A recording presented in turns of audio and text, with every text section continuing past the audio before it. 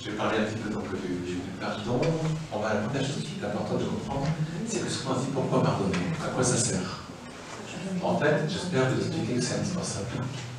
Ça fait partie de notre vie, de notre existence. Parce qu'on est très doué, pour accumuler. Accumuler 10 000 blessures du passé. Des blessures qu'on accumule dans le corps, des blessures qu'on accumule dans notre conscience, dans la mémoire, et qui ressortent à tout bout de champ. Chaque fois qu'on a pas réglé quelque chose, ça va polluer notre corps physique. Et ça va créer le terrain pour la maladie. Donc, le principe de base à comprendre, c'est que le pardon, c'est la santé. On va, souvent, je sais que je suis thérapeute, et donc je travaille beaucoup avec des personnes qui accumulent dans leur corps des douleurs, des contraintes.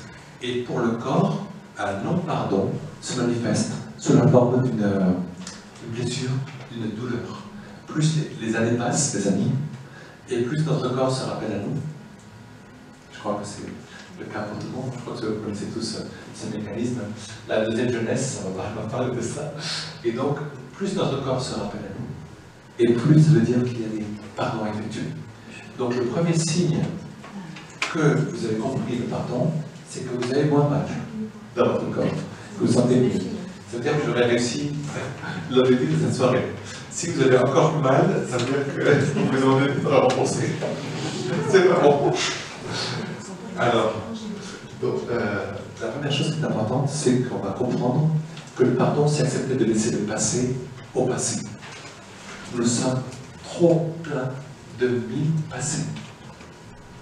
Et on accumule, journée après journée, des choses qui ne sont pas résolues. Surtout que la nuit, on est dans des sociétés, vous savez qu'en France, on a un problème de sommeil, puisqu'on est la nation d'Europe qui consomme le plus de somnifères de toute l'Europe. Vous le saviez? On a à peu près 2 fois la consommation de vitamines. Alors, pourquoi est-ce qu'on dort moins? C'est parce qu'on passe notre vie à vivre intensément. On a les emails, le téléphone, le WhatsApp, Facebook, Twitter, Instagram, et j'en passe des meilleurs, la télévision, la radio, qui font qu'on est constamment sollicité. Et il y a beaucoup plus de sollicitations qu'il y avait il y a 10 ans, il y a 15 ans. Vous vous souvenez qu'il y avait avant un temps où on vivait sans téléphone, là, ça existait. On a survécu sans téléphone avant. Ma génération, pas les nouvelles générations. Il y avait un temps où on se donnait rendez-vous et puis on se trouvait ça et puis tant pis. Alors que maintenant, c'est quand même impossible. Et bien, cette accélération fait qu'on n'a plus le temps d'avoir des moments d'intégration. On prend tout le temps d'intégrer ce qu'on a vécu. Et intégrer, c'est indispensable parce que ça permet de grandir, de voir est-ce que ce que j'ai fait c'était juste, c'était pas juste. Mais au moins j'avance. Je ne sais pas si c'est clair. Mais si je n'intègre pas, si je ne prends pas de temps de silence intérieur, eh ben je vais accumuler. Et c'est le corps qui en prend. Et la nuit a trop de travail. La nuit devrait travailler à élaborer ce qui a été élaboré dans la journée. Si on charge trop la nuit avant de s'endormir, et bien la nuit, la pauvre, au bout de quelques années, elle n'y arrive plus. Et du coup, quand elle n'arrive plus, elle repasse le relais à votre conscience. C'est pour ça qu'on dort moins. Parce que vous vous réveillez, parce qu'il y a trop de choses à élaborer. Alors, donc on va parler de ce pardon. Ce pardon, c'est surtout se libérer. Se libérer non pas, c'est vraiment se libérer vraiment parce que c'est un cadeau à se faire à nous. Faire à l'autre, faire à nous. Tant qu'il y a une querelle, une dispute qui reste, l'autre est lié, moi je suis lié. Ça va être une chaîne. La colère, le non-pardon est une chaîne qui va me relier avec l'autre. Ça s'appelle le karma dans la tradition bouddhiste, mais c'est vraiment quelque chose de très important et qui va nous suivre et qui peut durer pendant des années. Alors, dans ce pardon, il y a 3 types de pardon dont j'aimerais vous parler. Souvent on dit pardonner, on dit pardonner à qui? Pardonner à l'autre, c'est clair, non? Si je pardonne, c'est forcément l'autre. En fait, il y a 3 types de pardon. Le pardon à l'autre, mais pour arriver au pardon à l'autre, il y a un premier pardon qui est important. Pardon à soi-même. Si je ne peux pas le pardonner à moi-même, si je me sens coupable, comment est-ce que je vais pouvoir pardonner à l'autre si je ne suis même pas pardonné moi-même d'avoir accepté ou d'avoir laissé l'autre faire ce qu'il a fait? Et regardez par exemple les nombres ici à Paris, la statistique de Paris, il y a très peu de violences sexuelles qui sont dénoncées à la police. Il y a très peu d'abus. En fait, on considère qu'il y a à peu près 10%, je ne sais pas comment ils sont arrivés à ce calcul, mais seulement 10% des femmes osent dénoncer un abus sexuel ou violence sexuelle. Pourquoi? Parce que la femme, souvent, il y a des raisons, mais une des raisons principales, c'est que la femme se sent elle-même comme culpabilisée, comme comment je vais faire, est-ce que moi j'ai pas ma part? Et tant que tu restes dans cette culpabilisation, elle ne va pas faire la démarche d'oser simplement dire la vérité. Je ne sais pas si c'est clair pour vous tous. Et donc c'est vraiment, on va parler, et puis il y a le troisième pardon, on va le voir tantôt, c'est le pardon, quand ça fait longtemps que j'ai donné un pardon, c'est un pardon plus profond encore. C'est un pardon à l'essence à notre âme.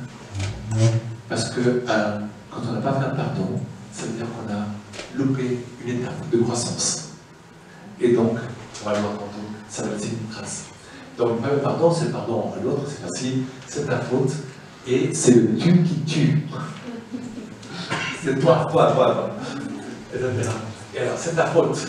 Mais je vous dis que quand je dois pointer, quand vous avez le doigt pointé sur quelqu'un, vous avez un doigt qui vise l'autre, et vous avez 3 doigts qui visent qui? Soi-même. Regardez, c'est faire le geste, vous allez voir. Il y a 3 doigts qui pointent vers. C'est pour ça que. Et ça, c'est important de comprendre que chaque fois que je pointe le doigt sur l'autre, n'oubliez pas qu'il y a 3 doigts sur moi. Et donc, quand je n'ai pas compris mes 3 doigts, comment je peux aller accuser l'autre et faire ce travail? Donc, Mahatma, vous savez qu'il a été assassiné. 1 heure avant son assassinat, il a rencontré 2 journalistes anglais qui lui ont demandé, mais avec toutes les menaces de mort que vous recevez, comment vous réagissez à ça? Il y a plein de monde qui veulent votre mort. Et il allait être assassiné 1 heure après.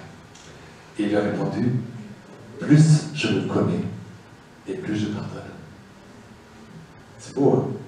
Surtout sachant que 1 heure après, plus je connais moi-même, et plus je réussis à pardonner l'autre.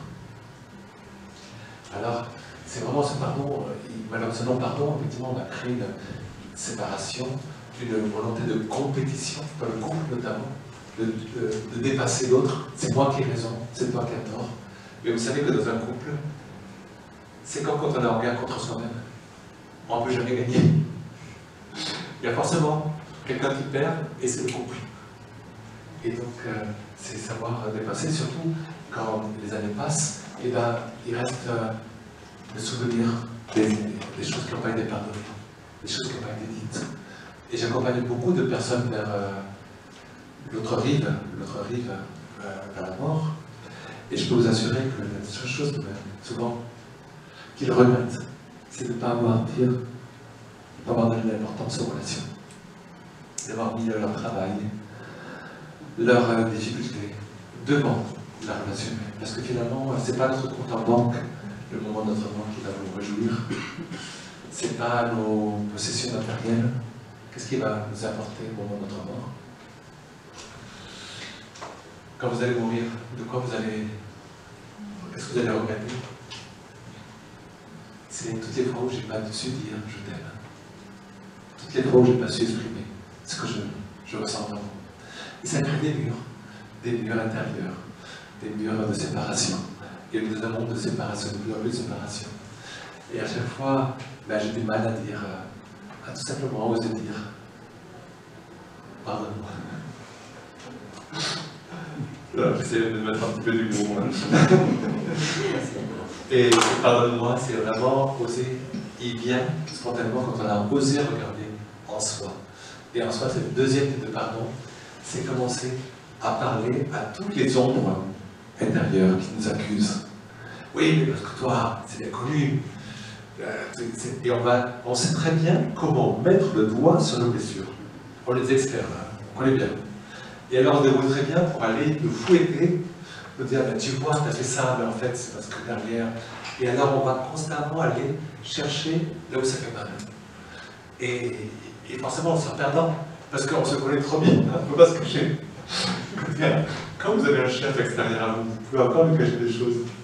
Mais quand votre chef, c'est vous-même, c'est difficile de cacher quelque chose. Et alors commence la diatribe.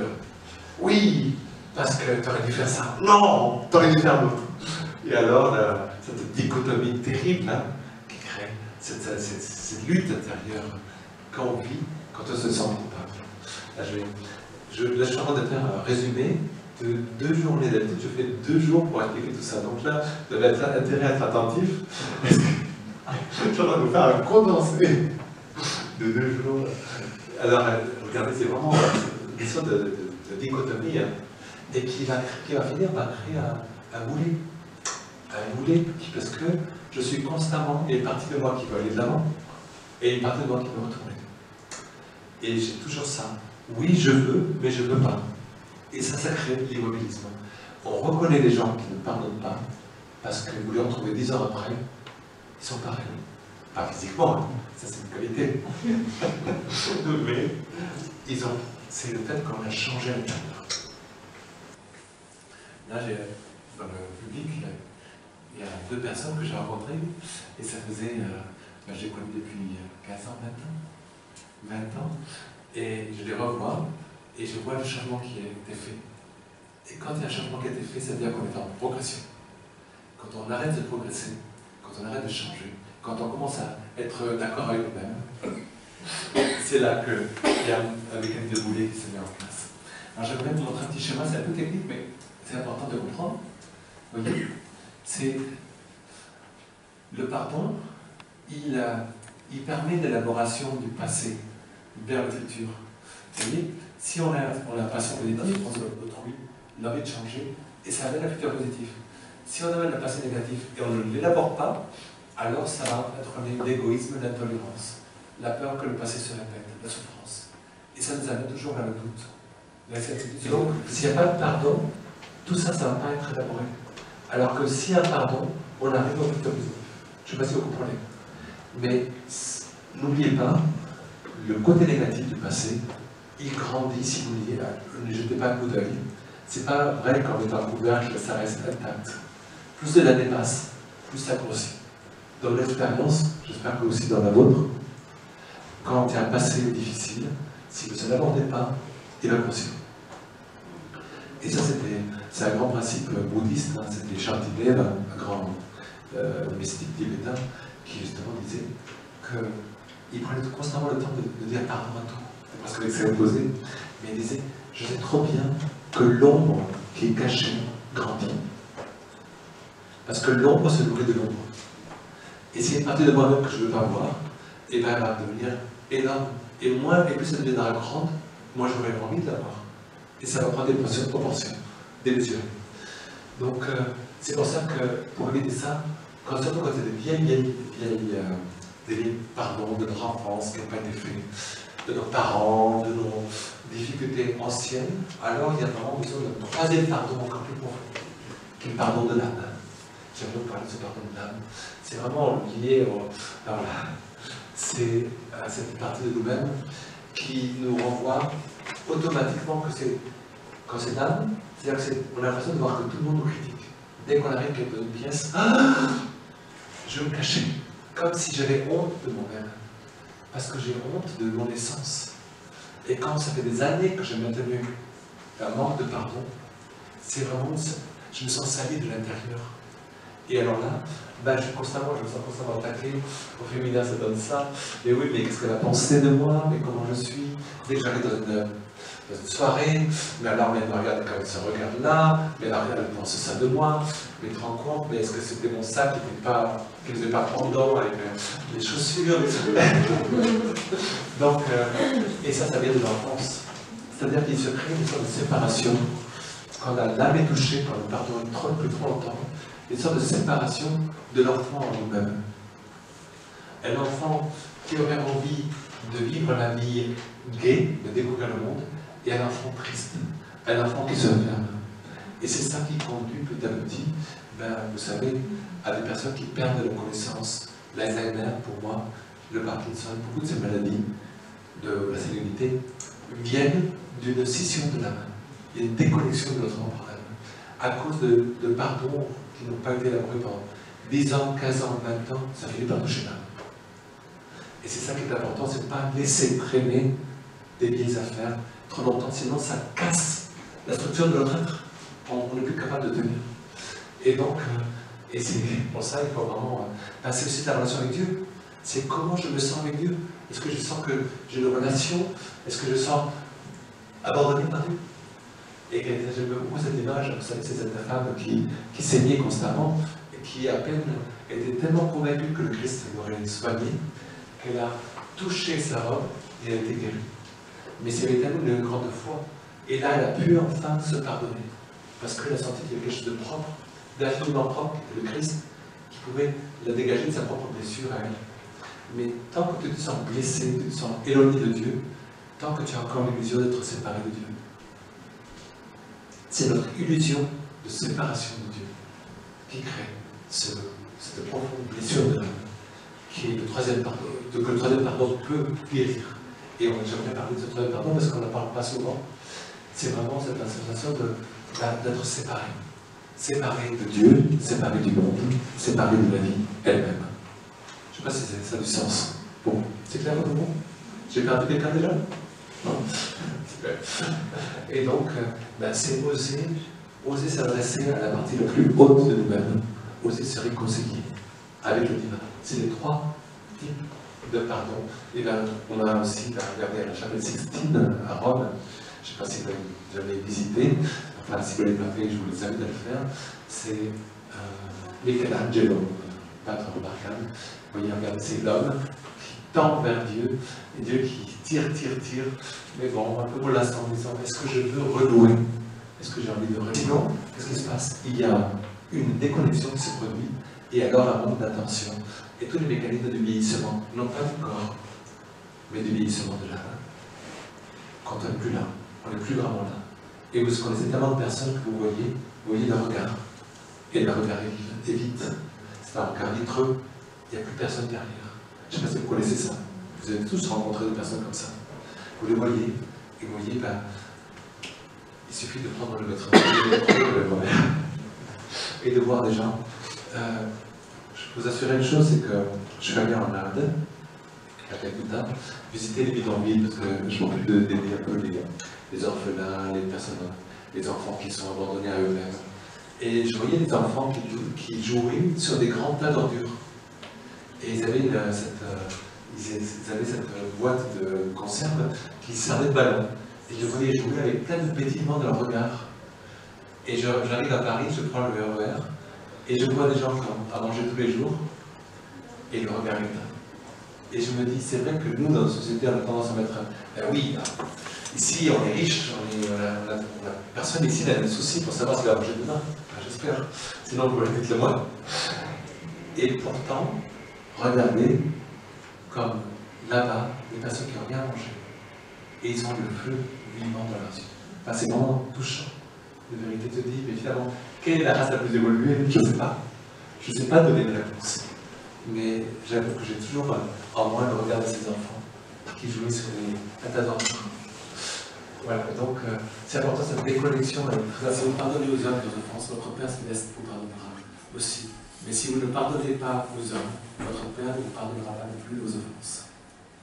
Si nous n'avons pas pardonné, là-haut, ce canal vertical, ce troisième pardon, j'aime bien expliquer tout ça, trois pardons comme ça.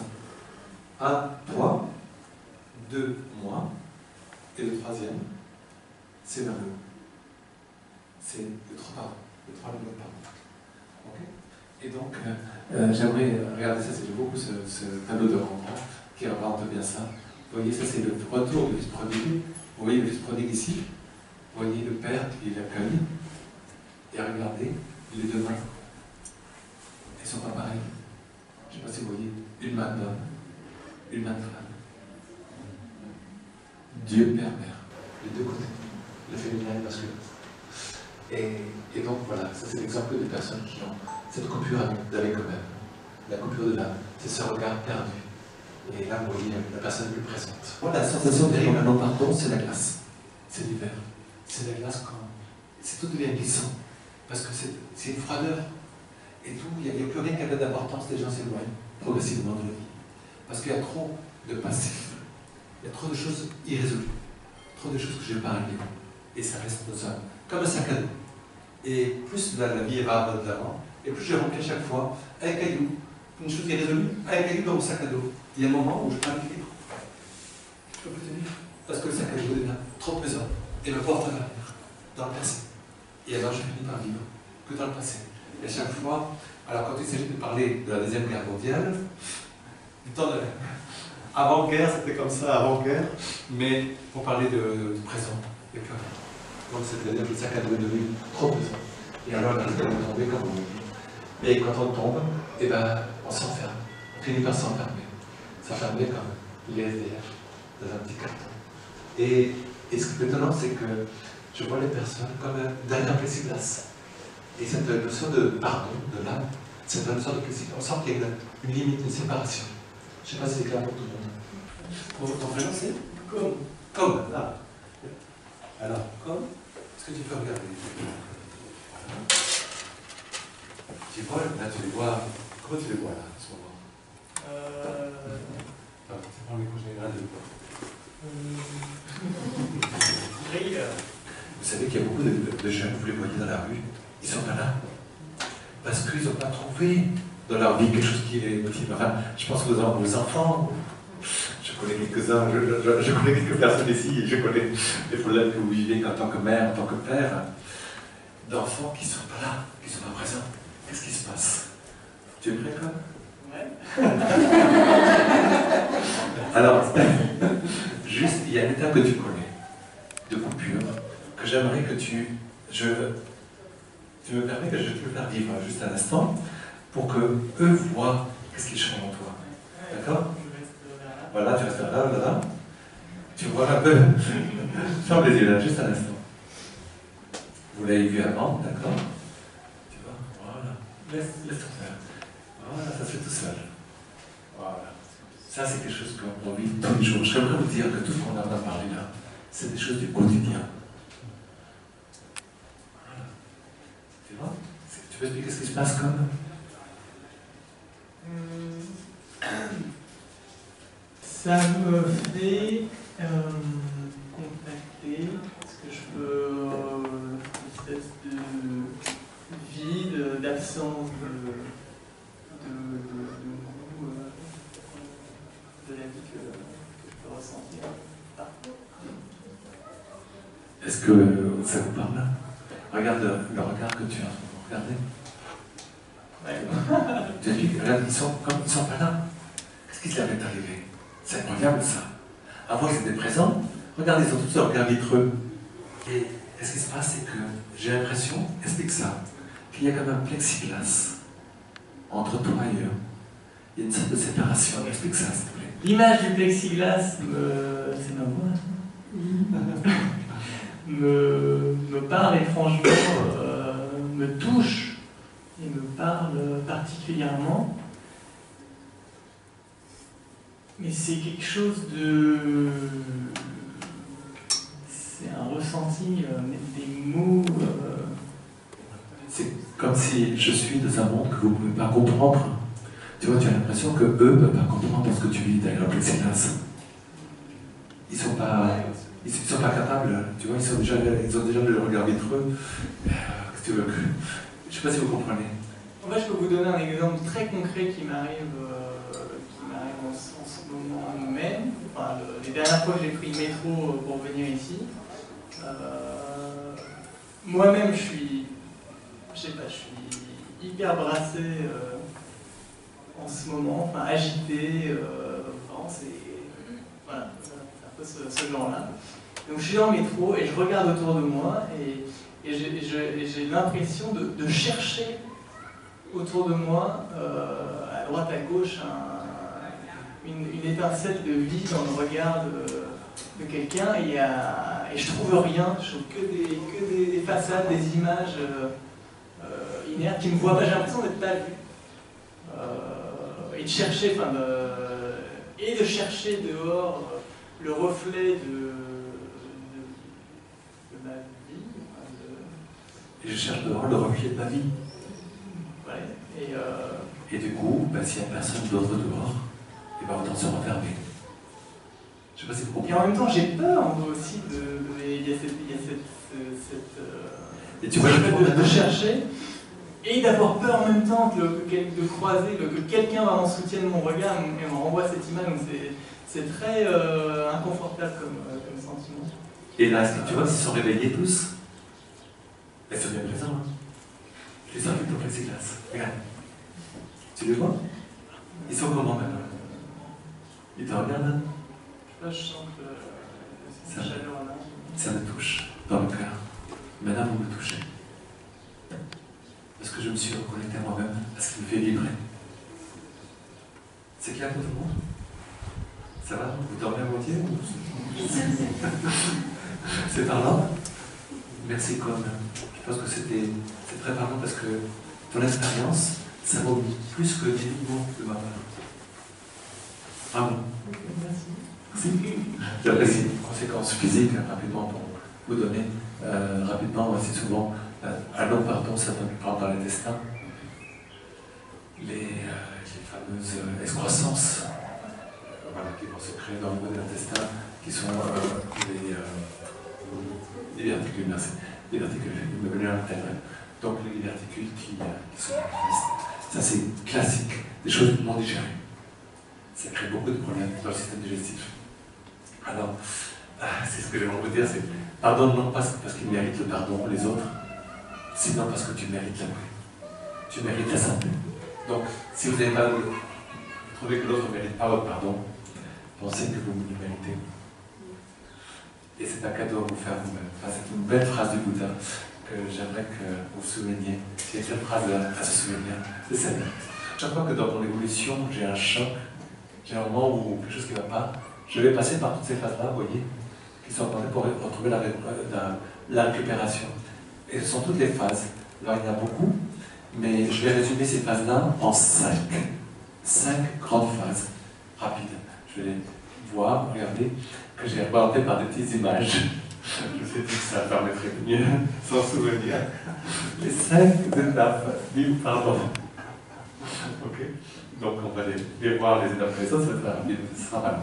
Donc, normalement, en théorie, on devrait passer de la 1, la 2, la 3, la 4, la 5. Mais de mon expérience, il n'y a personne qui suit 1, 2, 3, 4, 5. Vous savez comment on fait d'habitude? On fait 1, 2, 3. Ah non! Je retourne en arrière. Ah non, ah non. Ben parce qu'on est humain, les amis. On n'est pas capable de faire. Alors on avance et puis on recule. Et plus on recule, et plus on avance, et plus on avance, et plus on recule. Ça fait partie de la vie, mes amis. Ça, c'est nous. Mais disons qu'on fait des allers-retours. Alors, première étape, c'est, première chose, ce qu'il faut faire, ça s'appelle l'acceptation.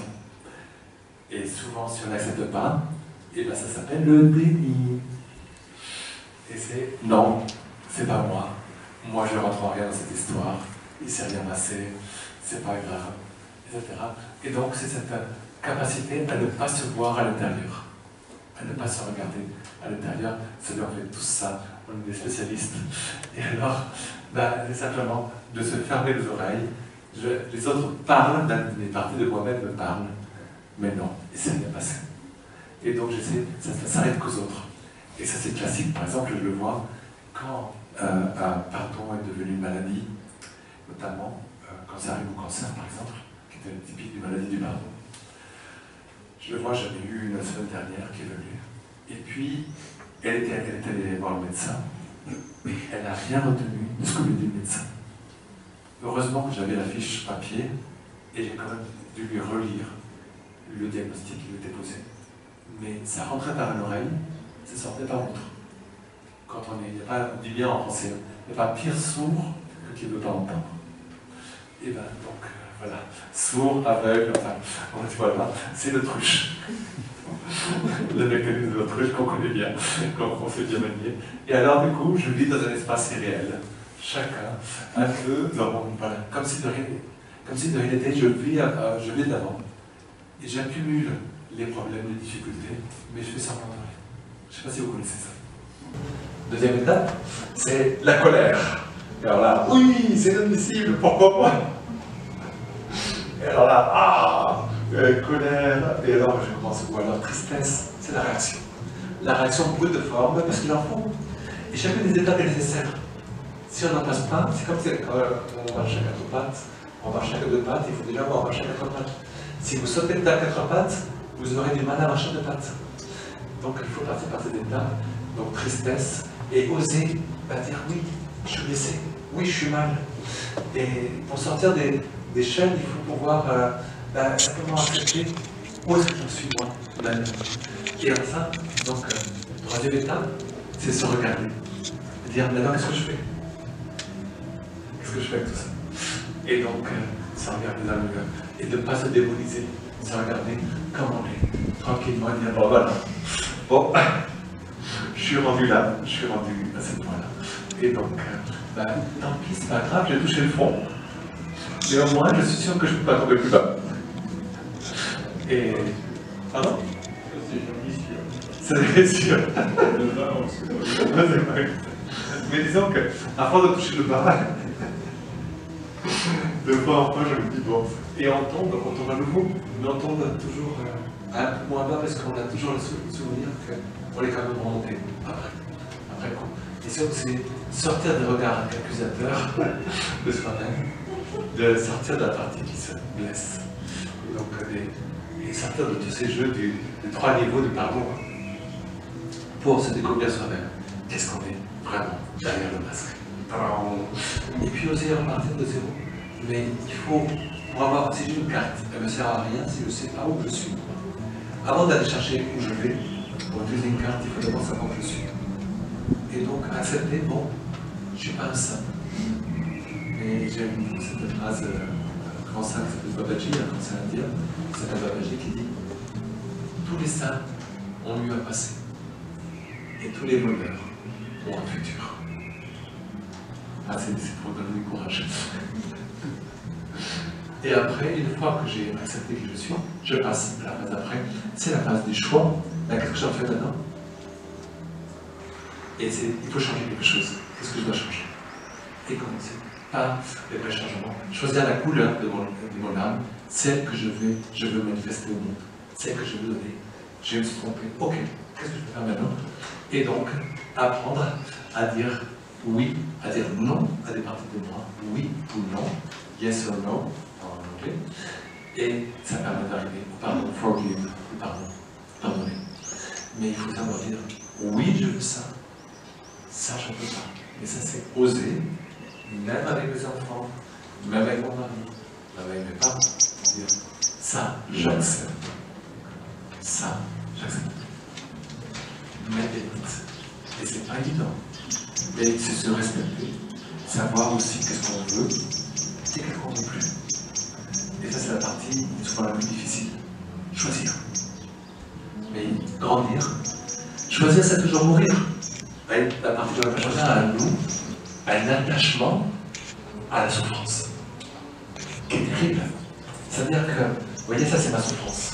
Et je suis attaché à elle. Et ne me détachez pas, parce que si vous me détachez, je peux vivre. Je peux exister. La souffrance elle-même, elle me permet de justifier le fait que je fais rien dans ma vie. Et si j'ai plus ma souffrance, comment expliquer que je suis resté, je vais sur place? Et donc j'ai constamment besoin, ne m'enlevez pas ma chère souffrance. Je suis toujours avec ma belle souffrance. Et je suis toujours attaché, et je m'en sors pas parce qu'elle me justifie ma façon d'être. Je sais pas si c'est clair pour vous. Voilà. Et donc, c'est vraiment enlever, regardez, j'aime beaucoup cette image, c'est enlever, briser les chaînes de ce que je crois être. De ce qu'on m'a appris, mes parents m'ont appris que j'étais, mais que je ne suis pas vraiment. Mais c'est aller un pas en plus vers celui que je suis vraiment, au-delà des apparences. C'est, voilà, sortir des images projetées, sortir de ce que je voudrais être, de ce que j'aimerais être, de ce que je ne suis pas vraiment, mais retrouver ma vraie nature. Le pardon, c'est toujours un pas vers moi-même. Qui suis-je au-delà des apparences? Voilà. Donc, de tous les... Et puis surtout, le plus important, c'est l'humour. C'est oser l'humour pour pouvoir sortir des situations difficiles. Sortir de soi-même, oser rire de soi-même. Dans la voie spirituelle, je vous conseille d'avoir beaucoup d'humour. Tous les grands maîtres spirituels que j'ai eu la chance de suivre, d'apprendre nous-mêmes, m'ont toujours enseigné. C'est le grand amour de soi-même. C'est la meilleure manière de pas se prendre au sérieux, et de grandir. Et donc, apprendre à vivre la vie, de voir la vie différemment, pour permettre la transformation. Et une fois que je suis sorti de la chrysalide, je suis devenu de larve, je suis devenu papillon, et bien là, je peux passer à la dernière phase. C'est l'habitude, ancrer le changement, la décision que j'ai faite dans mon quotidien. Parce que tant que ça ne sera pas arrivé dans mon quotidien, je n'aurai pas solidifié. Et c'est sortir donc des disputes et faire un pas, voyez, tendre la main et dire j'ai choisi, donc je fais. J'ai choisi, donc j'agis. J'ai choisi, donc je change. Et alors après, l'autre petit à petit va s'approcher. C'est faire le geste, aller vers l'autre. Oser. Le petit geste concret. Voilà, le geste concret vers l'autre, le geste concret vers soi-même. Oser. Et même si vous direz, mais qu'est-ce qu'on fait si l'autre n'est pas là? Eh bien, on peut toujours l'écrire. On peut toujours imaginer, même s'il est mort, qu'il n'est plus présent, par les rêves, on peut toujours aller pardonner. Il n'y a pas de limite au pardon. Parce que le pardon est une forme d'amour. Et l'amour est plus fort que la mort. Voilà. Je crois que j'ai tout dit. Et, et puis justement, ce qui va changer, c'est avant, je prenais conscience que je m'étais trompé après tout. Le fait que j'arrive dans le pardon, c'est que je commence à sentir que c'est pendant que ça arrive. Je dis, ah, ça c'est pas bon ça. Cette attitude n'est pas bonne. Et enfin, que j'ai intégré, c'est au tout début que je me rends compte qu'avant de tomber dans le trou, que je me rends compte qu'il y a un trou. C'est clair votre monde? Ok, ça marche?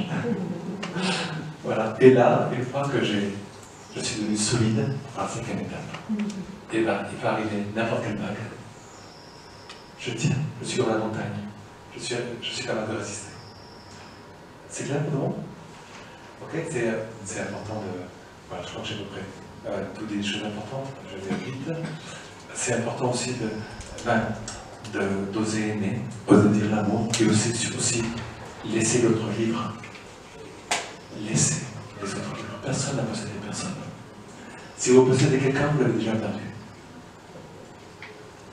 Plus vous possédez quelqu'un, et plus vous êtes possédé vous-même. Plus vous fermez le moi sur quelqu'un, et plus vous fermez le moi sur vous-même. Donc, c'est oser laisser la liberté, laisser voler l'autre. Et laisser aussi l'amour partir parfois. Pardonner les départs. On sait très bien commencer une relation. On sait très bien les finir. Je peux vous dire quelque chose, je peux vous le dire d'expérience parce que j'ai épousé une femme avocate, spécialiste de divorce. Et donc, je crois que je me parle, comment c'est possible qu'après 30 ans de vie commune, les gens n'arrivent même pas à se regarder dans les yeux. Ils ont passé 30 ans, ils ont quand même se marier, ils ont eu des enfants. À 30 ans, ça marque de vie, non? Et puis au bout de 30 ans, tu n'es même plus capable de te regarder dans les yeux, tu n'es même plus capable de t'adresser à un mot. C'est comme tu te rends compte, on est une société qui sait très bien commencer, et c'est pas terminé. Et donc le pardon, c'est oser dire, je te laisse libre. Voilà. Je sais si j'ai été clair. Laissez libre comme on laisse libre le soleil. Personne n'a contrôlé le soleil. Personne ne décide quand il va se coucher. Je peux lui dire, au soleil, non, pas encore. Il va le faire quand même. J'ai pas de contrôle. Et donc c'est apprendre que tout ce qui est né passe.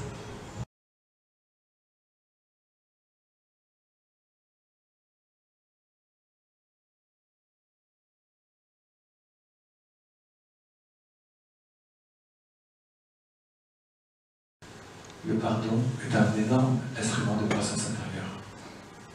C'est pour ça qu'il n'y a jamais de limite au pardon.